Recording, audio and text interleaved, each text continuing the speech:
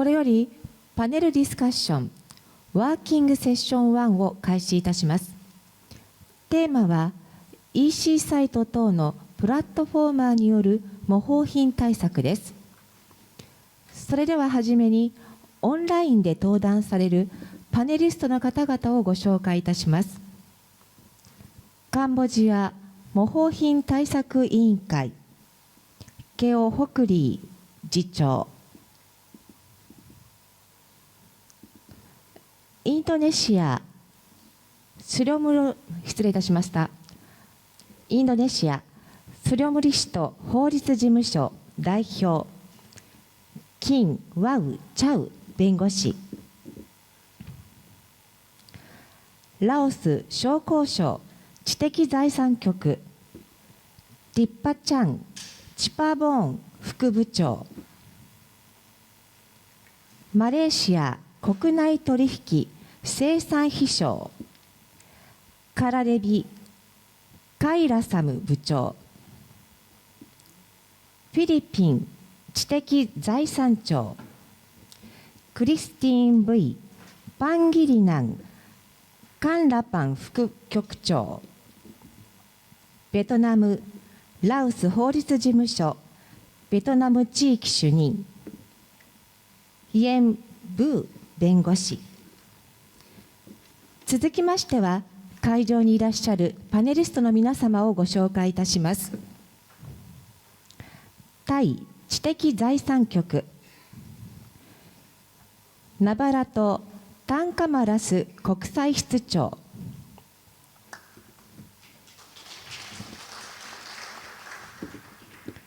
シンガポールセレナ・ダーセル・チンカルーセルグループ統括法務部長、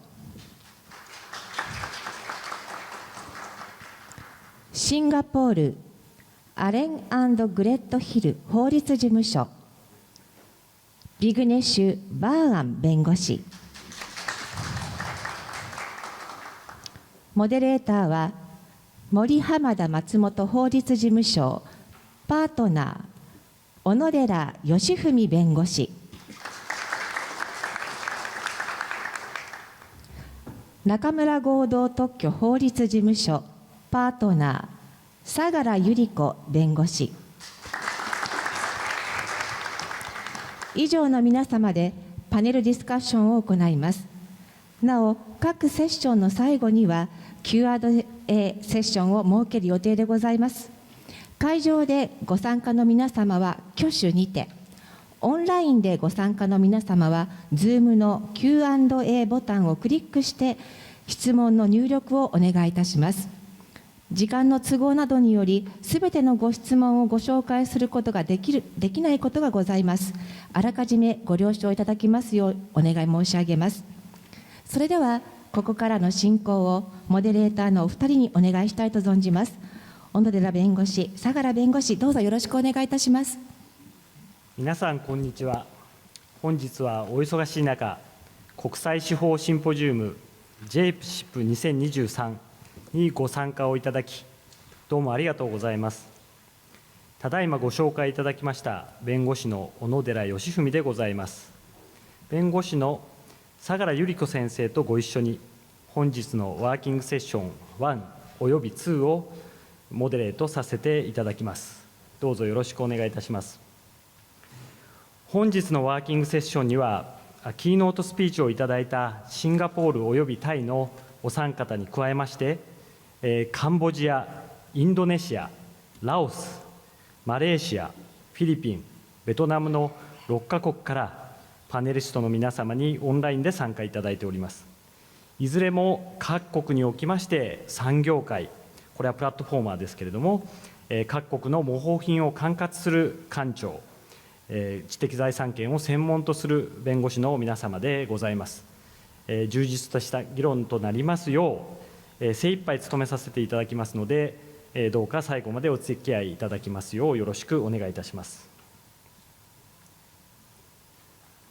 まずはじめに本日のトピックをご紹介差し上げます。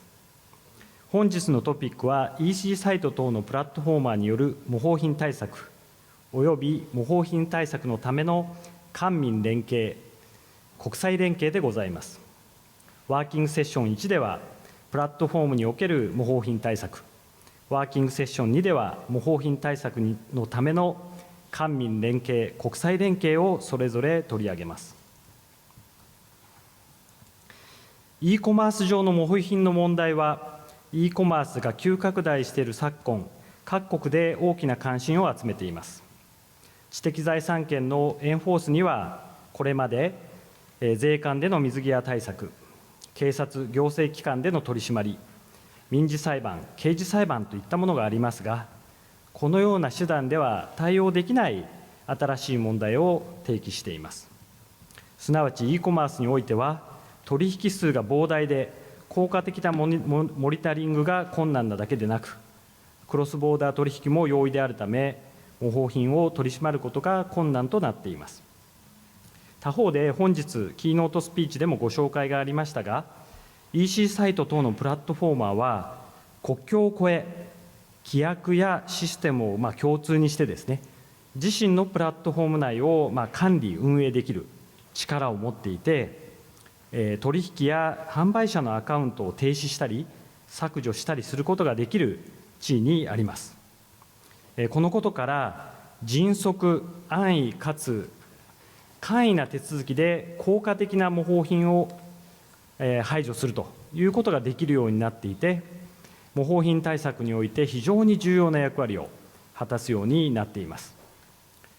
もううまくいけば、もうその効果には驚くべきものがあります。これまでの裁判ですとか、水際対策という対策に比べてですね、非常に短い期間で効果的なテイクダウンを実現することができます。一方で、技術的な問題、これを民間企業が行うという限界、それから第三者との権利の衝突といったですね、弊害も見られ、何が権利者、プラットフォーマー、そして店舗運営者、さらには消費者にとってですね、ベストプラクティスであるのかというのは、もう非常に模索が続いております。また、e コマース上の模倣品について、官民がそれぞれ独立して対策を講じるのではなく、官民が緊密に連携することにより、各自がより効果的な対策を講じるということが可能になっていると思います。さらには、国際的な課題である e コマース上の模倣品の問題に対して、国境を越えた協力、国際的な連携が強く求められています。そこで、ワーキングセッション1では、EC サイト等のプラットフォーマーによる模倣品対策を、ワーキングセッション2では、各国の状況について議論、意見交換を行いたいと思います。もう少しブレイクダウンいたしまして、ワーキングセッション1では質問1、プラットフォーマーによる模倣品対策に関連して、各国がどのような法制度を整備しているのか。質問2、プラットフォーマーは独立の取り組みとしてどのような枠組みが用意されているのか。先ほどシンガポール・カルーセルの例を非常に詳しくご紹介いただきました。また、ワーキングセッション2では質問3、プラットフォーマーとの官民連携。質問4では、国際連携について扱います。それでは早速、ワーキングセッション1を始めさせていただきます。ワーキングセッション1は主に私の方で進めさせていただきます。このクエスチョン1、質問1ですが、EC サイト等のプラットフォーマーが模倣品対策に関連して遵守すべき法的な規制としてはどのようなものがあるかでございます。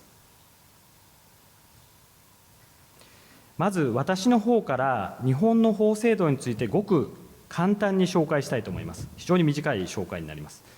日本の皆様にとってはよくご存知の内容かと思いますが、パネルディスカッションへの導入としてお付き合いをいただければ幸いです。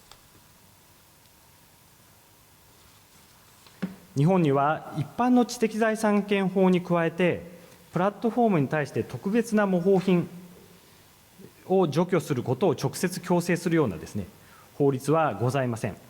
ただ、プラットフォーマーは自らが管理するサーバーから模倣品であったり、あるいは違法なコンテンツの情報が発信されているということになりますので、プラットフォーマー自身が自ら商標権や著作権を侵害しているという立場に日本ではございます。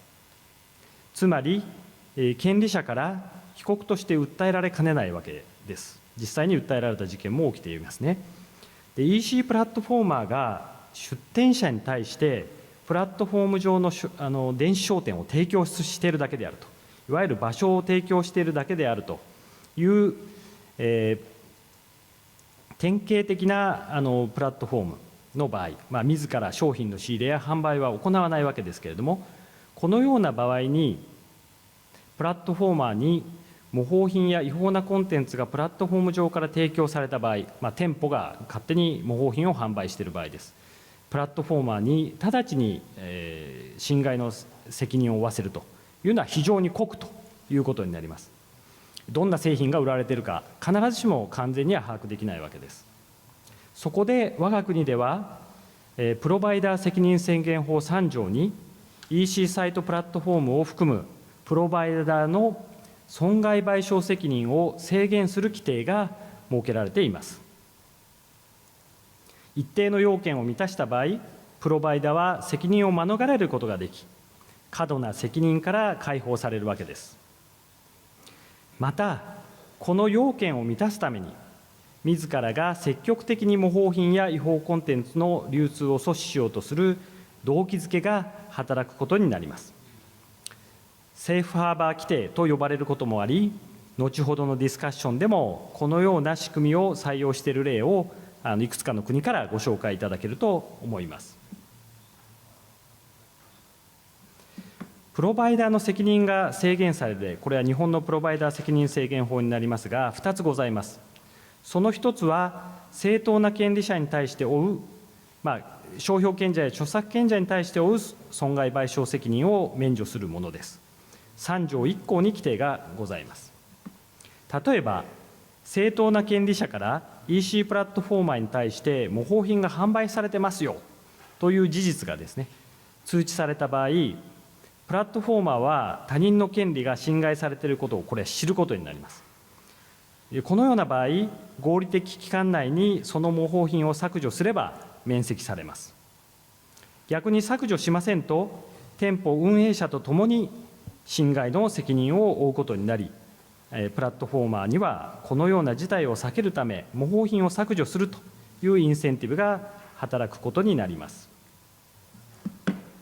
もう一つは、例えば模倣品を削除された店舗運営者等ですね、こちらの方がどうして削除するんですかと言って、プラットフォーマーの責任を追及するという場面になります。こちらは3条2項に規定されております。プラットフォーマーが顧客である電子商店の運営者などからですね、商品を削除した場合に、逆にこの店舗運営者から責任を追及されることになりかねませんね。このような場合を免除するのがこの規定でございます。やはりこちらに記載した通りの要求を満たせば責任が免除されることになります。最後に、プロバイダー責任制限法による発信者情報開示について触れておきたいと思います。ネット上で侵害行為が行われた場合、ネットの匿名性ゆえに、権利者が権利侵害者を知ることは必ずしも容易ではありません。プロバイダーに一定の場合に発信者、すなわち権利侵害者の情報を被害者に開示するよう義務付けるものです。プロバイダー責任制限法の5条に規定がございます。この制度は近時改正されており、2022年10月から新しい制度が施行されております。以上、非常に駆け足ではございますが、日本の法制度についてご紹介をさせていただきました。それでは、パネルディスカッションを開始したいと思います。これから各パネリストの皆様に質問をしていくことになりますので、英語で質問させていただきたいと思います。今お見せしているスライドに、ディスカスするようなトピックを記載してございます。で、答えをまとめたものがこちらになりますが、行ったり来たりしながらスライドをお見せしながら進めたいと思います。まずクエスチョン1については、パネリストの皆様のご紹介も兼ねて、アルファベットの順番で ASEAN 諸国についてお聞きすることにしたいと思います。Thank you for waiting. So, shall we start panel discussion? First of all, I'd like to ask one question to Mr. Keo from Cambodia. Mr. Keo, can you hear me? Yes, sir, I can hear you. Okay, so I heard that selling a goods not on a typical EC site, but Facebook or other SEN, not typical EC platformer, are very common in Cambodia. That is not a typical EC site. Specifically, a lot of sellers are offering various goods on Facebook, and consumers send a message on Facebook to seller to order the goods. So in such unique circumstances in Cambodia, so your office, you have the authority, regulating and combating counterfeit goods. So does your office have any experience to find the counterfeit goods on Facebook in your country and punish sellers? Could you please introduce?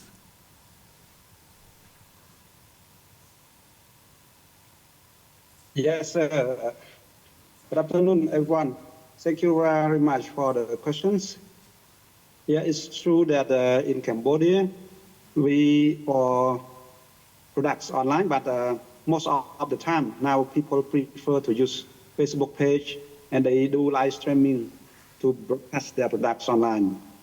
And this, when we found out that it's a counterfeit product due to tip-offs from their competitors or from consumers or maybe sometimes from the competent authorities. So we need to track them and trace whether the products is stored in which warehouse or in which address. But it is very difficult because the transaction is like this.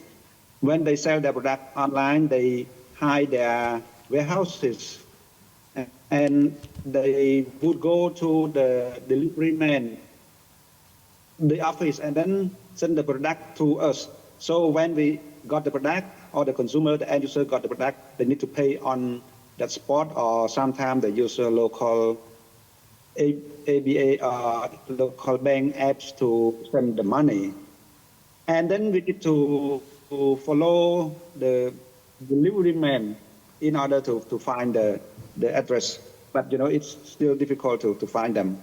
But sometimes it is successful when we use our right resources and people to follow the source, and then we can catch them and apprehend the infringers and send them to court for prosecution. Yeah, there are several cases that were successful, and I would raise one high-profile case, but not successful. There is a complaint from a big company from Thailand. They complain about a company that show online on website and on Facebook page about agricultural products that are imitate their original product from Thailand, and then file a complaint and send us all the pictures, the web page and the website, and then we analyze that and we send our people to look up those information to investigate. But later on, we cannot see, they take down all the web page and the website. So it's like that, and they change the address. So it means that we don't have enough proofs to prosecute them. So far, we still cannot do that. So it is an unsuccessful case, one of among the other cases. Yeah, I can tell you briefly like this. Thank you. Thank you very much. Thank you, shared great experience. Very informative. Okay, let's move on to the Indonesia. Hi, Kim Wo-san. Can you hear me? Yes, I can hear you. Thank you very much for your participation. Yeah, this is a summary of your answer for question 1. Yeah, and so I have a couple of questions to you. And based on the regulation number 80 on the slide, what kind of remedy IPR owners can enjoy against the counterfeits on EC format? So the brand owners, they are entitled to ask for the removal of the infringing listing. And this request will have to be complied by the platform owners in order to avoid liability. And this sort of requests are usually complied to by the platforms. Some take longer than other platforms. So sometimes we need to follow up with the platforms before they comply with the request. The consequence of non-complying is that there may be administrative sanction from the government. But we have not come to that stage yet where administrative sanction has been given against any platform. So we are still at the stage where sometimes it takes longer, sometimes it takes faster, and there's no real consistent approach from the platform owners. Thank you. Thank you very much. So let's move on to the next, very interesting. Thank you. Let's move on to the next question. And you also explain, introduce, it's circular number 5. So please explain how this, safe harbor based on this circular letter number 5 works. So in the circular, I think it's meant as a guidance because it's just a circular letter. It's not from the parliament or from any ministry. I mean, it's from ministry, but it's passed as a circular letter. It's not passed as a regulation. So in the circular letter, for the low priority sort of hosting, that's not terrorism. So that includes IP. When there's a request for a takedown, the platform has to do so within 7 days. And if this is not done, again, the ministry may impose sanction. And one of the possible sanctions could be blocking of the website. But that has not happened yet so far because, like I said just now, they do respect requests for takedown. And that happens, but sometimes it takes longer, which requires follow-up. So that's what's happening in Indonesia now. Inconsistent in the approach, but the takedown request will finally happen. The question is how long it takes. Thank you. Interesting. So what is unclear and issue here in your country? So go ahead. The funny thing is that the regulation say that the platforms are exempted from liability, but the question is what sort of liability? Because the laws of the IP laws only define the traditional infringement. So in terms of traditional infringement, if you've got trademark, you're talking about use of the mark on the goods. So this is how we define infringement, use of mark on the goods. And the normal understanding of use of the mark on the goods is selling or applying the mark on the goods itself, that means as a manufacturer. So the question then is, if the goods are placed on your platform and you help to advertise the goods for sale, is that infringement or not? So that's still not clear. So in some cases, we do advise clients to register their trademark under Class 35, because Class 35 includes online sale of online use of your mark in a retail platform. So there is some measures taken by some IP owners to try to make their position stronger against online infringement. But still, I mean, the position is still not clear. What is the liability of an e-commerce platform? Thank you. Thank you very much. So, Bignish-san, do you have any comment on Kimbo-san's explanations? Well, I think I found it very interesting to read about this circular letter, though the legal effect is in doubt. And I think this is quite opposite from the situation we have in Singapore, where there's no one authority that's even issued such a circular letter to begin with. So, as I said before, there are no specific rules or regulations outside of the traditional law that e-commerce platforms have to abide by. But the point that Mr. Chow mentioned about safe harbor provisions is one of the things I touched on in my presentation earlier, that I think safe harbor provisions are a good way to incentivize the platforms to adopt a code of practice. Before the regulator or the government gives you the ability to run into the safe harbor, you take some steps first as the platform to show that you've done what you can to deal with the counterfeit products. And the safe harbor that I'm talking about is one where you are safe from an infringement action from the IP right owners, not the regulator that's going to take action against you, but to prevent you it's going to give you immunity from an action in infringement.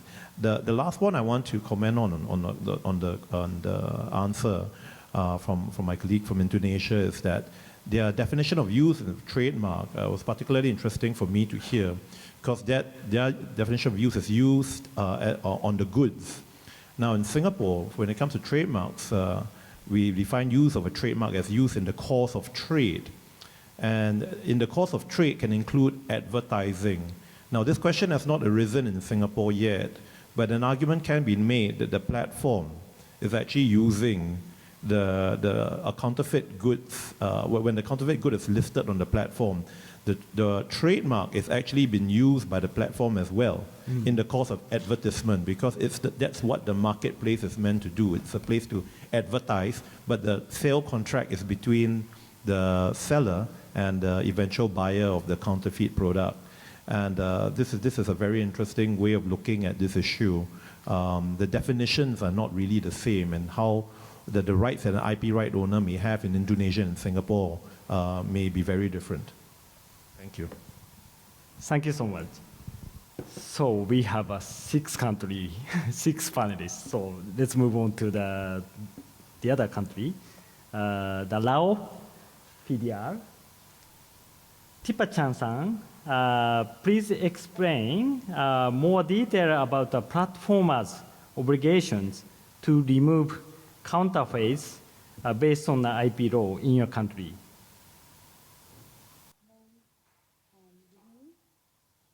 Good afternoon, I'm from Laos. About the experience about the platform in Laos. In Laos, about when have the infringement or counterfeit product in Laos, we will use the IP law to protection by the right owner, and we don't have like a economic platform law or regulations. But in this part, we will use like a IP law to protection about the trademark and copyright. And when we have the infringement of counterfeit product in Laos,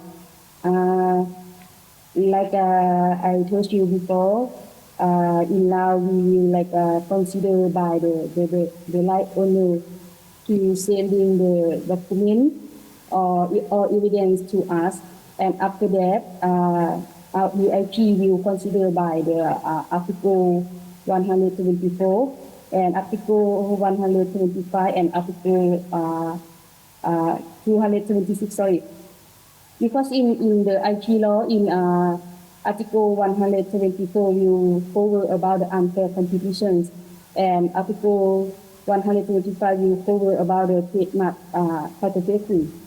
And this part will have like will say in the law will say unauthorized use of the trademark is considered the violations of the trademark owner right, like creating, selling, offering of the sale and advertising, marketing and exporting or importing counterfeit trademark goods is a violation of this law. And another article is 126 is about the copyright infringement and who is use the word if don't have the permission from the right owner or use the production, selling, offering, advertising, marketing, and exporting or importing the copyright good. It is considered a violations of this law. That's meaning like if the person who use the trademark or the copyright, if they have the permission or they have the authorized by the right owner, will be like infringement. And we will consider by the two articles in Article 125 and Article 126 to consider about the type of product or who is infringement.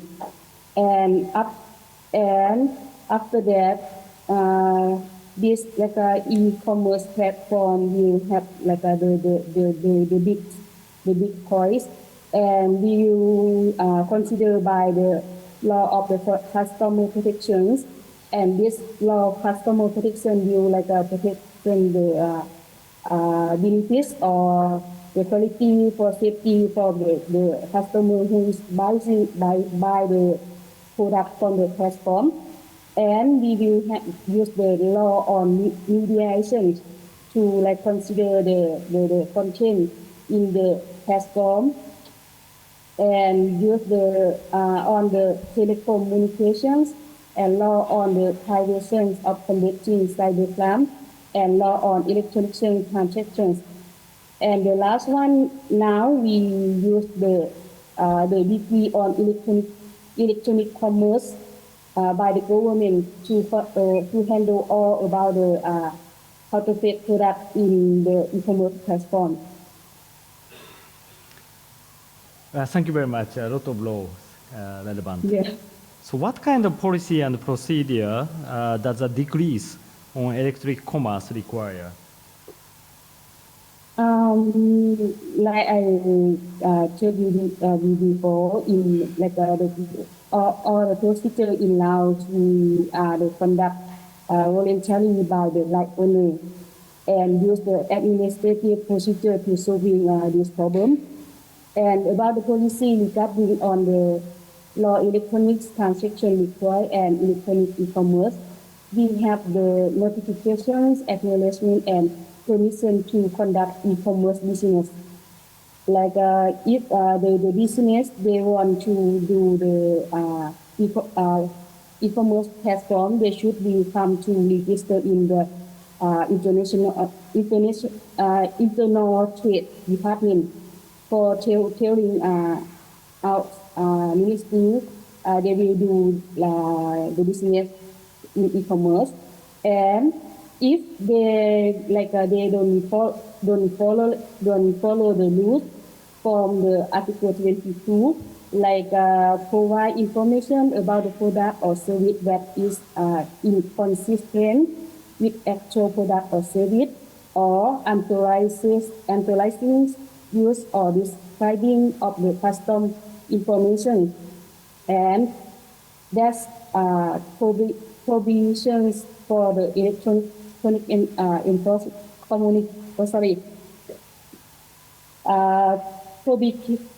it would be like if they don't following the loop in Article 42, and like they how to say their lie or their certificate will be cancellation or will be revoked. Yeah, I'm not sure it's clear. Yeah, thank you very much. It's very informative. So it's many of laws relevant. Yeah, in Laos. Thank you so much. So let's move on to the Malaysia. Miss Kara-san. Yes, Mr. Onedra. Okay, so in Malaysia, there are also very interesting system, I think. So here, you introduced the MC notification. So what is the MC notification and how this notification works? Okay, in Malaysia, the IP laws are basically parked under the Ministry of Domestic Trade and Cost of Living. That is where I come from. However, when we do all these notice takedown or content removal or site blocking, the powers are actually parked under the Communication and Multimedia Act, which is under the MCMC, or we call it a short form MCMC, which is Malaysian Communication and Multimedia Commission. So the ministry works together with MCMC. So we get all this taking down, content removal and site blocking through the notice issued by MCMC actually. Let me ask you one question. MCMC is a general authority to make a punishment, but your authority is focusing on the IP. So both offices co-work together, and then MCMC finally makes a notification. Is that right? Yes, for IP matters, yes. For other infringement directly, the ministry takes care, but this is on the platform, online. So when we do take down, MCMC has the power usually. So we use their power, so we work together. Okay, you are the IP authority. Okay, so as introduced in a keynote, a lot of platforms has a voluntary notice and takedown system, not based on the law, but the platformers voluntarily combat the platforms, counterfeits. So, but you have also, the MCMC notification. So, what kind of case is fit for this procedure, MCMC notification? So, what do you think relationship with a platformer's takedown and this, legal platform? Okay. Usually, what happens is, if you are a trademark owner or a copyright owner, you come and make a complaint when there's your goods or your services or whatever has been infringed, or it's in the advertisement or in a website. They'll come to the Ministry of Domestic Trade and lodge a complaint, and they produce all the relevant documentation to us. And with this, we will get the cooperation with MCMC. We'll write to MCMC to either remove the content from the platform, if it's, let's say, any electronic commerce platform which is selling any goods, we'll try to remove the content. But if it's a website which is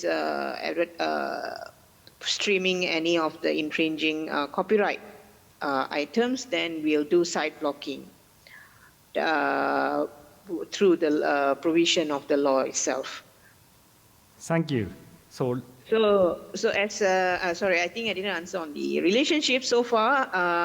When we have given the notice, the platforms do comply and they remove the content, and we have no issues. As for site blocking, we usually send off the notice to the ISPs, and if they are delayed, we usually send them a reminder, and they will eventually take it off as well. Mm-hmm. Thank you. So let me ask Serena-san from Carousel.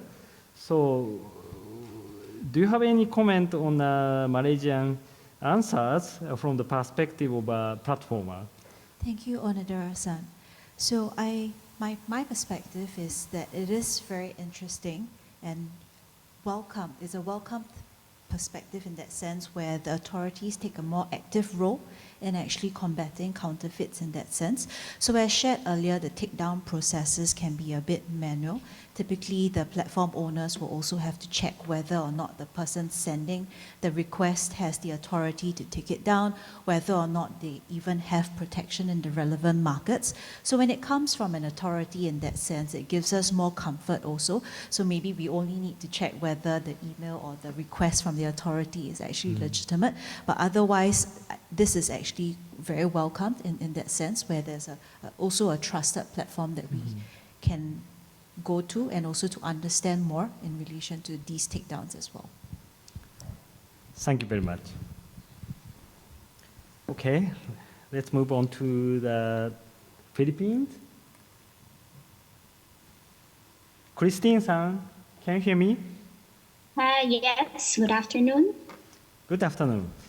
So this is a summary of your answers. And what are the requirements for platformers shall be held reliable in the same manner as counterfeit sellers? You know, in your country, the platformer is possibly liable for infringement, as same as a shop operator. Yes, in order for a platform to be held liable in a manner similar to that of the counterfeit sellers, in the Philippines, there are a number of standards and conditions that must be satisfied.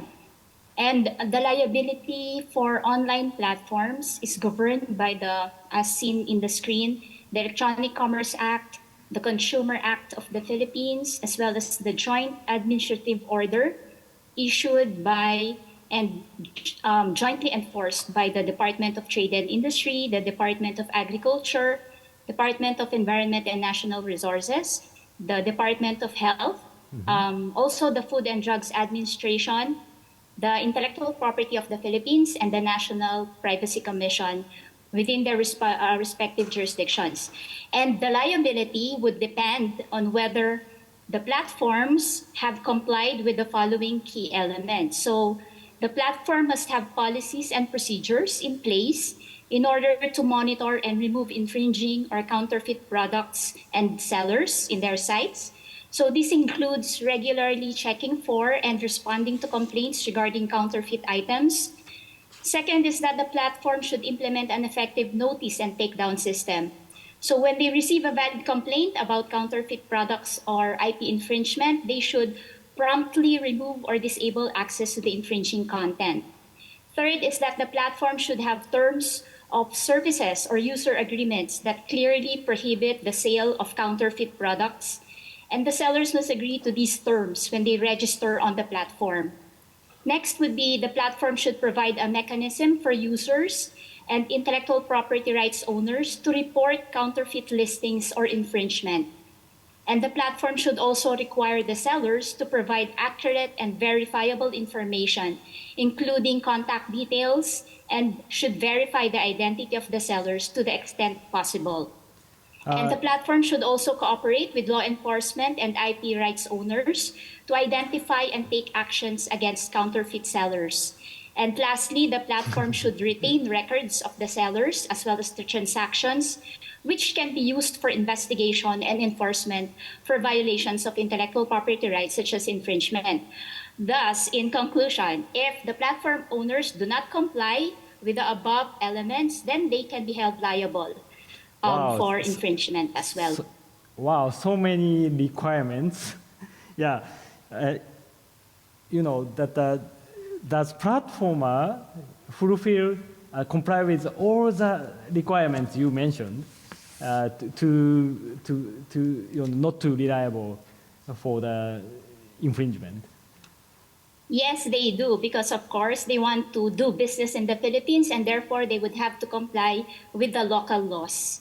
So, excellent, thank you very much. And so, as you mentioned, in Malaysia, so the platformer is obliged to disclose exact information, exact in the identification information of the potential infringer.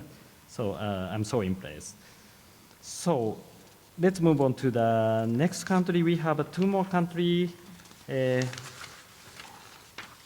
Thai and Vietnam, but Nabarat-san is already explained details in keynotes. So I will skip the Thailand and then firstly go to the Vietnam. So Yen-san. Yes. Thank you very much for your participation. Here is your answers. Yeah, please explain how does a safe harbor, so we already discussed about several countries. So in Vietnam, how does a safe harbor works for platformers? Thank you, Onodera-san. So for Vietnam, like some countries in the ASEAN region, Vietnam laws do not require e-commerce platform to proactively tackle counterfeit on their stores. So e-commerce platform will enjoy safe harbor so long as they have a sufficient notice and takedown procedure in place and comply with regulations on tackling IP infringement. So to be more specific, there are four specific obligations that they need to comply with to enjoy the safe harbor. Firstly, they must remove infringing content within 24 hours upon receipt of the competent authority's request. Now, some people say, well, this is a very tight deadline, only 24 hours for e-commerce to 24 comply. Hours. Yeah. And actually, we understand that some e-commerce platforms are very keen to comply with this requirement to enjoy the safe harbor.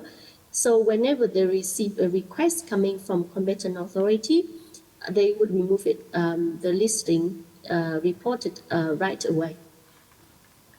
So the second obligation is to cooperate with IPR holders in monitoring and removing infringing listings in compliance with the e-commerce platform's regulations on operation. So this is the notice and takedown obligation. And from our observation, almost all e-commerce platforms, especially the major one in Vietnam, they all have a very effective notice and takedown procedure in place. The third obligation is to give a warning to or refuse to provide e-commerce platform services for a fixed or indefinite term to sellers that violate the laws. So to comply with this obligation, we've seen that e-commerce platforms usually include a provision in their policy to all sellers listed on their platform. Removing infringing goods, within 24 hours, based on the authorities' request, is amazing. So, is such kind of a procedure is very common in Vietnam? There are a lot of cases. Yeah. So thanks for the question. We don't have any official statistics here, but we do understand that the authorities do sometimes request e-commerce platform to remove infringing content. For example, some copyrighted violation content or counterfeit that they spot or they receive reports about these infringing listings on a certain e-commerce platform. So that do happen. Thank you very much. Yep. And finally, the fourth obligation of e-commerce platform is to assist competent authorities, investigations and handling of IP infringement acts. In particular, they must provide competent authorities with information about sellers on the e-commerce platform with IP infringing signs or acts upon detecting or receiving such information. And they also need to frequently update keywords as recommended by competent authorities and filter information on goods and services using keywords before publishing it on the website. And finally, they must receive and respond to IP infringement complaints on the e-portal of the Ministry of Industry and Trade. So this portal is a government portal where consumers or IP owners can use to report infringing listings. So from time to time, if related to any e-commerce platform, then they need to review and remove the infringing listing reported in this portal. Looks like too much burden for platformers. Yes, indeed.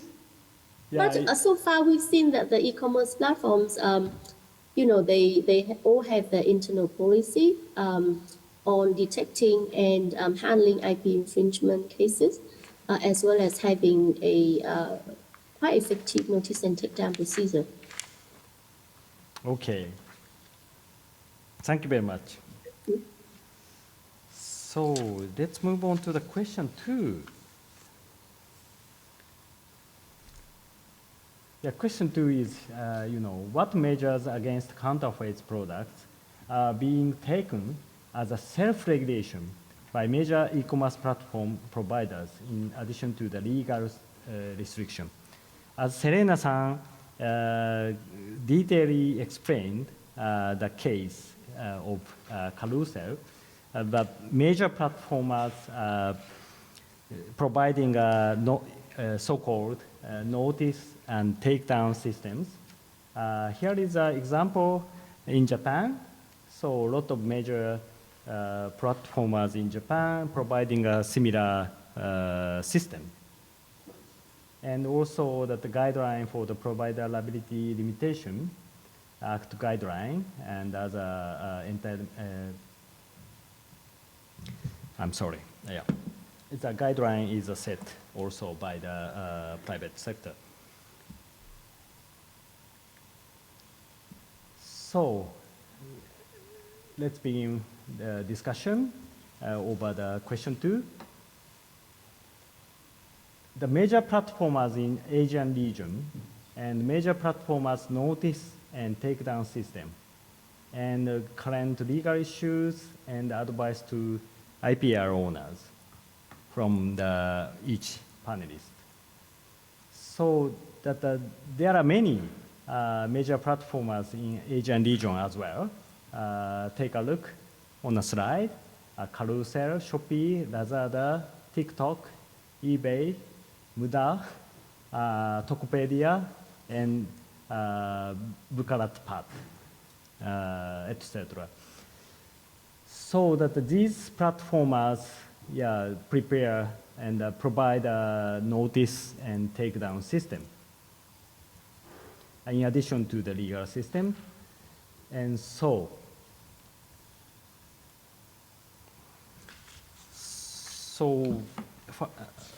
first of all, I would like to ask the Serena-san. Yeah, I'm so curious, so impressive keynote speech from her.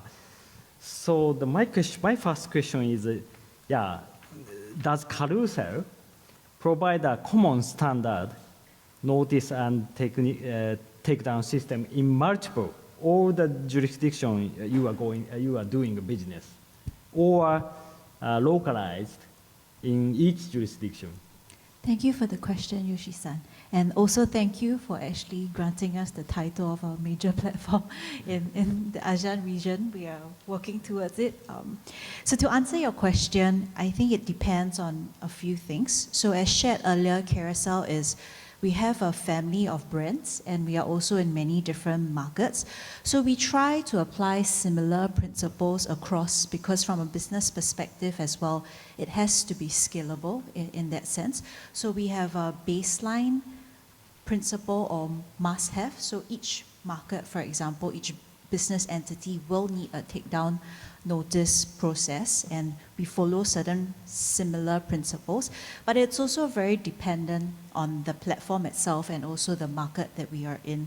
As shared by some of the other panelists earlier, you can see that the takedown requirements for each market differs and can differ quite quickly. So to the extent that we can, and it's also reasonable for the business. So for example, we know right now there's a 24-hour timeline, for example, for Vietnam. We hold ourselves to that standard across all the different markets. It is harder from a business perspective, but that's what we try in that sense. And it's also, so yes and no to your question whether we can have one. For example, in Malaysia, we have two different brands. We have Muda and we also have Carousel, where the tech stack that the platform is being used on is also different. So the traditional takedown process could be the same or similar, but what we build on for more effective takedowns like crop may not be able to be as effectively applied across all as well. And for some of the other markets, we also see that there are requirements to be afforded the safe harbor protection, where we might need to give a notice in a specific manner, and that gets a bit tricky, and we will have to adapt accordingly. Thank you very much. So what is the biggest challenge in past to comply with any local restrictions? So I think from a business perspective, the biggest challenge would be, of course, if I had it my way, I would make sure that we are compliant to the T for every single market. But it comes in, the difficulty comes in the cost of compliance, in having to apply the strictest protection or strictest guideline across all the different markets, where some markets may not require us to have that level of process, or how stringent that process is. So these are some of the challenges that we have, where it's balancing the interests of the different stakeholders. So it could be rights owners, the authorities, and the business and the users ourselves. So for example, in Safe Vietnam, as shared earlier, there are certain safe harbors for us as a platform, or in some of the other markets, and in Japan as well, as you shared earlier, where platform owners can also be exempted from liability, not only from rights owners, but also potentially in the actions that we take for takedowns, and it might not be the same across. So while we might want to be more proactive, in some markets it may not work. So the difficulty comes in also training our employees to be able to identify when it can be applied, and which takedown notice can certain processes be applied. Thank you very much. So you mentioned a lot about Vietnam, for example, Vietnam safe harbor. So Yen-san, do you have any comment on Serena-san's concerns and experience? Yeah, so thanks very much, Serena-san, for your comments. I mean, you know, even though the liability, the possible liabilities for e-commerce platforms if they don't comply with safe harbor is not very severe. Upon our checking, there is a fine against you know, e-commerce platforms, and it's not very big fine, but we do see that, you know, all of the e-commerce platform operating in Vietnam are doing their best to comply with the regulations, and especially to comply with the very tight deadline whenever they receive requests coming from the competent authority. So that's very encouraging to see. Thank you very much. My next question to Serena-san is, you know, yeah, it's my interest, you know, that an IP owner which has a special request, it's a very strong brand or a big company, or not so much, but in any case, so if the, you know, specific company requests to do special treatment, special measures on counterfeit or illegal contents on your platform. So do you have any experience on the work with specific brand owners in a special project or something like that? So thank you for the question. As I shared earlier, Carousel is a multi-category platform. So we do our best to collaborate with different brand owners, but sometimes it gets difficult to apply a particular rule across the platform, because it may work in one category, but it may not work in another category. But we do have examples of actually working with rights owners as well to find, particularly also because, as alluded to by Mr. Vignesh earlier also, there is a alignment of interests between platform owners and rights owners, largely also being users' interests and consumer protection. So if we use the example of pharmaceutical drugs, there is a higher risk of having counterfeit drugs on our platform. We will also be more intentional in actually collaborating with the pharmaceutical companies as well to be able to better identify it. And we will test it on our platform to see whether it works and whether some of these rules that we put in place will be effective. One example also, if we look at, say, the fashion or the luxury space, we have tried implementing certain measures like price indicators to remove counterfeits on our platform. But it gets a bit tricky also because within the fashion category itself, different brands have different prices for their bags, particularly for secondhand. It really depends on the seller. It could be a Chanel bag that $4,000 may be okay, or it could be another brand where it's a high street fashion brand and someone might only decide to sell it for $150. So applying some of these might be a bit difficult, but we do try to collaborate with the different rights owners. So you can send me an email or to the email. We have a help center on Carousel. We are always happy to have more conversations to see how we can have a more effective way of targeting certain counterfeits. You are so kind. So do you recommend contact you when Japanese or international brands has some issue on carousel? Definitely. I think it's faster also sometimes as opposed to going through some of the more traditional channels. So please feel free to reach out. Okay, good. Thank you so much. The other question is, I'm so impressed your presentation. It's you are utilizing great new technologies, AI, data science, image search, and etc. And so that you are investing a lot on a new technology. So, do you have any legal issue utilizing these new technologies? So I don't profess to be a IT or tech expert here, so any of the panelists, please feel free to jump in also. But from our perspective, there are three main buckets generally when it's using machine learning or AI. Largely one would be the legal piece, like you mentioned, commercial concerns, and also potentially ethical and moral concerns as well.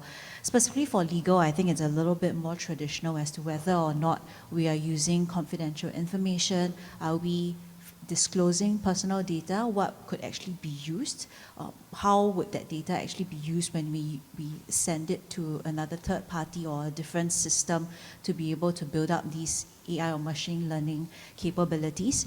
And how even more technical would be, how is the information sent? Is it in a secure manner, or is it just sent over email that can be downloaded by anyone? So these are some of the considerations that we consider as well. And of course, as shared by a number of the panelists earlier also, that this is very much an uncharted territory where e-commerce or tech players are going into areas where the law has not caught up.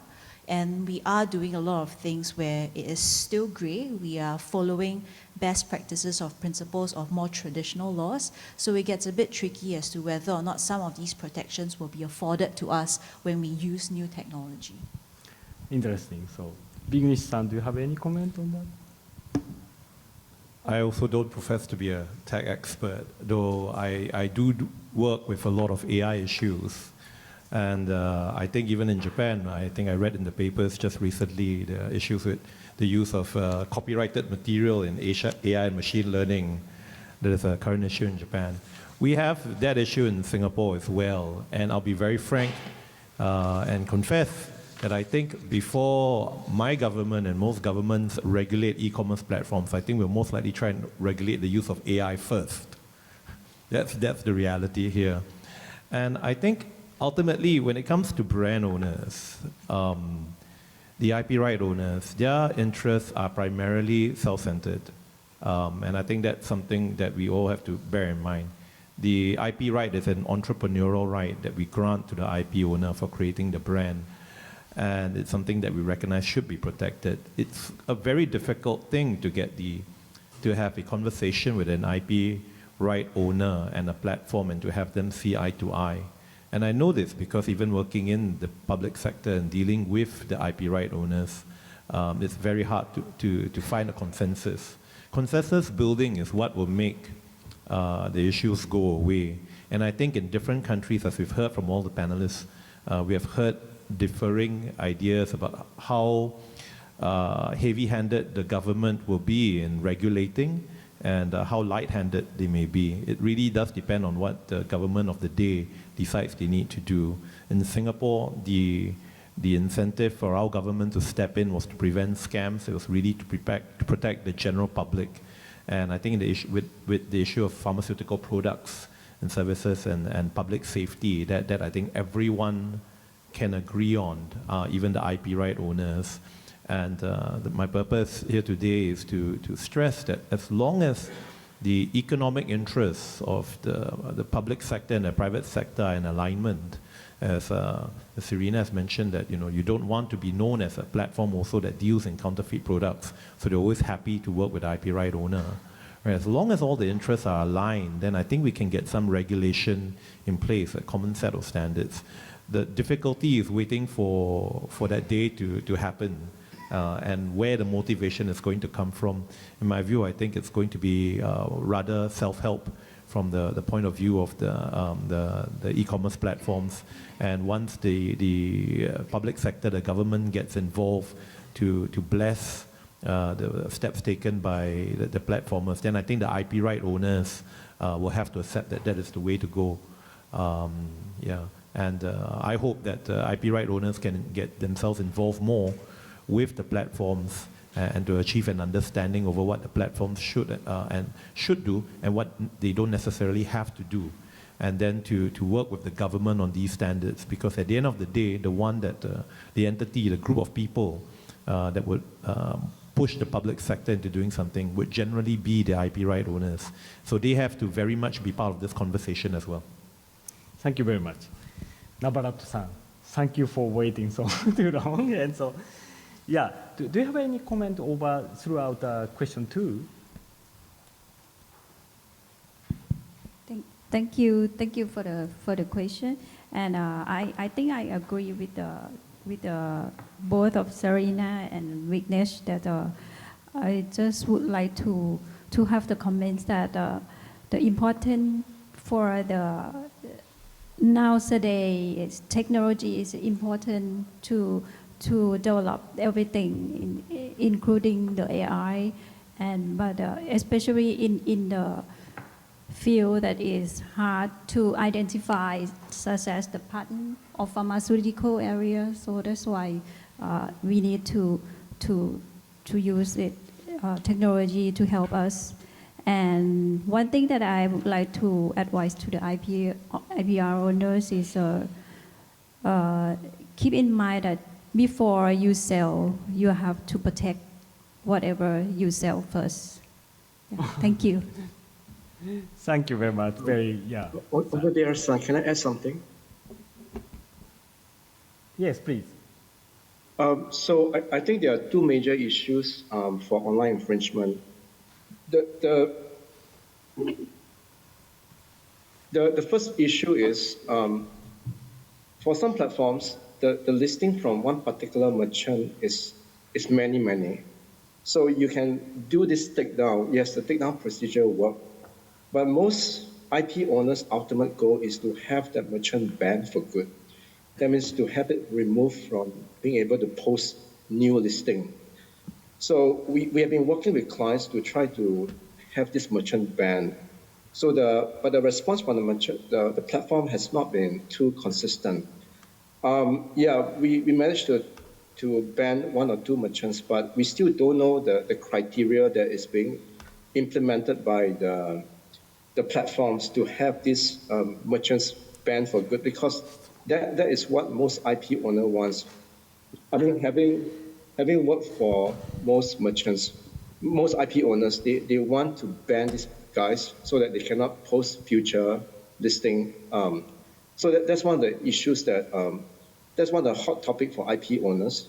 The second hot topic is merchant identification. Most of the response we get from the platform is that it's protected by data protection. So we are trying to argue that if the party is operating as a trader, then should not be personal data. And in Indonesia, there's some movement towards registering this merchant, merchant as proper businesses. Still, they're still developing. So the brand owners are also pushing for merchant identification. So I think to summarize that the two hot topics for brand owners for online infringement is how do you ban merchants for good to prevent them from future postings? And the second issue is how do you get the identity of these infringers so that you can take further action against them? These are the two hot topics, actually, from my perspective. Thank you. Thank you very much. Kim-san is making a closing remarks of working session 1. So the time is coming, so we are close working session 1 and ask audience to make a question.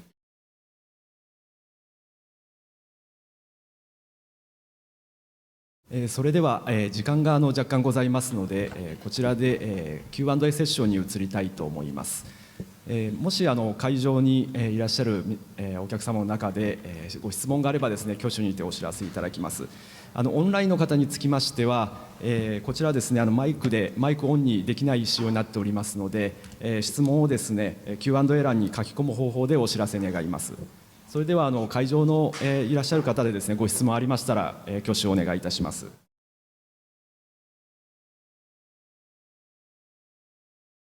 はい、それでは中段の男性の方よろしくお願いいたします。すいません。本日は非常に貴重講演をしていただいたこと、また非常に豪華なパネルディスカッションをしていただいて非常に嬉しくここに参加できて嬉しく思っているところでございます。すみません、私の方からすみません、1点だけ質問をさせていただきたいところがございまして、今回多くのパネリストの方々が参加されているのでちょっとお聞きしたいんですけれども、官民で連携されている対策の中でには、知的財産権者の申し立てを受けて行われるケースも多いと思われるんですけれども、そういった時にその知的財産権者の方からですね、その各対策に対するフィードバックであるとか、そういう要望を受ける機会というものはございますでしょうか。そこら辺すみません、ちょっと教えていただければと思います。どなたに答えていただきたいですか。ですね、ちょっと全員は無理だと。そうですね。それでしたら、今回、それでしたら、国名でもいいですし、この方って、そうですね、名前難しいです。タイの方からお願いしてもらってもいいですか。タイの方、ナラバットさん、could you please answer to this question? It's a very interesting one. Thank you for the question. But I think in my slides, I'm not sure that which slide that mentioned that the signatory of the second MOU on the advertising is have the venue or the function that we will meet in every 6 months to review the implementation of the MOU. And the signatory of the MOU is including IPR owners. So that's why it's a channel that they can discuss or have any comments for the implementation. Thank you. Thank you very much. Serena-san, do you have anything to be added? Thank you for your question. So I've observed, so I've been with Carousel for about 7 years now. We have observed the change in how IPR owners have been acting in relation to some of the any infringement in relation to their rights. Traditionally, and I would have to thank eBay maybe for this, it was more adversarial, it was more litigious, where they will send a lawyer to send us a letter to do the takedowns and the likes. But over the past few years, it's been more collaborative. So to your question about whether the IPR owners have a form of avenue to understand more of what happens after the claim, we have seen that there's more of a conversation now that happens with it. IPR owners will reach out to say, oh, my brand protection agency sent this takedown notice. It took X amount of days. Why? Is there something that we can do to make it more efficient? So there are a lot of these conversations that are actually happening.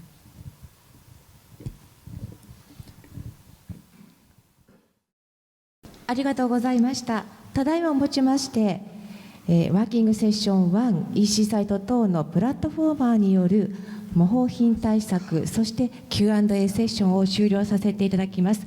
会場の皆様、そしてオンラインでご参加されている皆様、ご登壇の皆様、本当にありがとうございました。